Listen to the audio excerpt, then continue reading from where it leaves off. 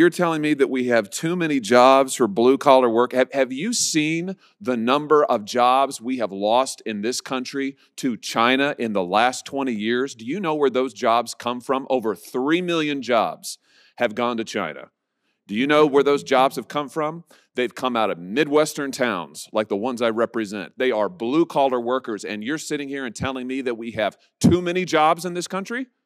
Are you serious?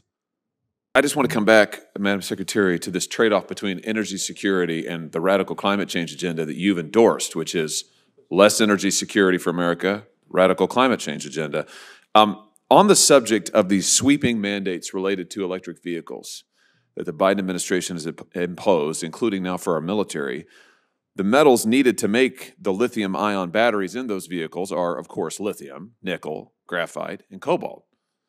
Now, can you tell me what nation is the largest producer of refined lithium in the world? No, I can't. It's China. Can you tell me which nation is the largest producer of refined cobalt in the world? No, Senator. It's China.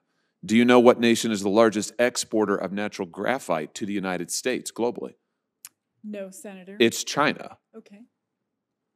So in all of these instances, these mandates, your decision to trade off our energy security in favor of a radical climate change agenda is making us more and more dependent on China. And at the same time, you are denying mining, blocking permits for mines in this country that would allow us to develop nickel and copper and cobalt. Why? Why block the development of these resources in our own nation in favor of making us dependent on China? Senator, are you referring to the Boundary Waters? I'm referring to the Twin Metals mine in Minnesota. I think that Senator Bross was just asking about. Yes, near the Boundary Waters, which is an iconic place and, of course, a very valuable ecological system to many plants, animals, species. But jobs for, let me just say this, though. Jobs for blue-collar workers in this nation are valuable resources. The livelihood and well-being of American families are valuable resources. The ability of America to have our own industry and not be dependent on China is a valuable resource. Why should those things for millions of Americans be sacrificed in favor of your agenda for radical climate change? Senator, I know that there's like 1.9 jobs for every American in the country right now, so I know there's a lot of jobs. Wait a minute. You're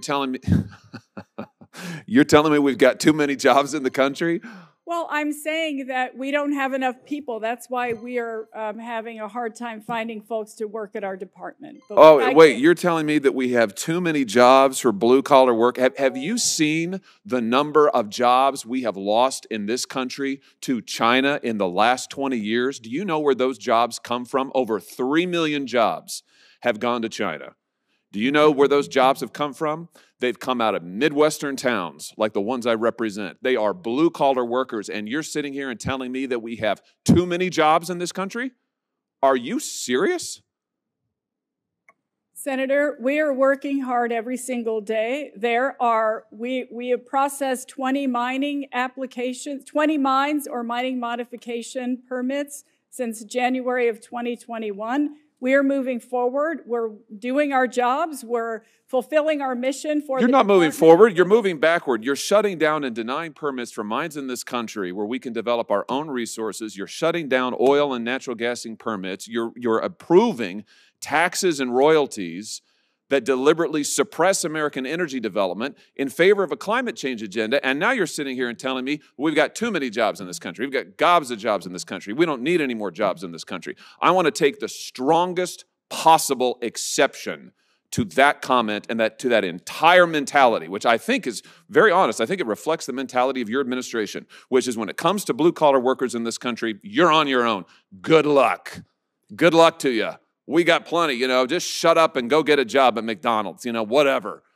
No more, quit complaining about the loss of American industry. I mean, good Lord, that is extraordinary. What an extraordinary response.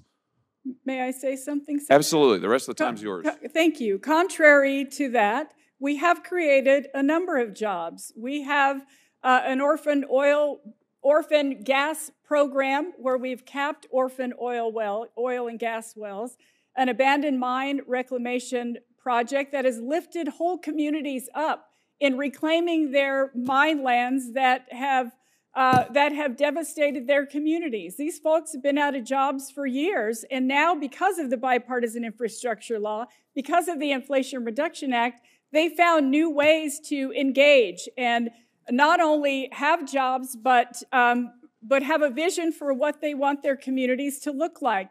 We have plugged orphan gas wells in people's backyards in Pennsylvania, and we're doing so in California and Texas. These are communities that rely on this government to find a way forward for them.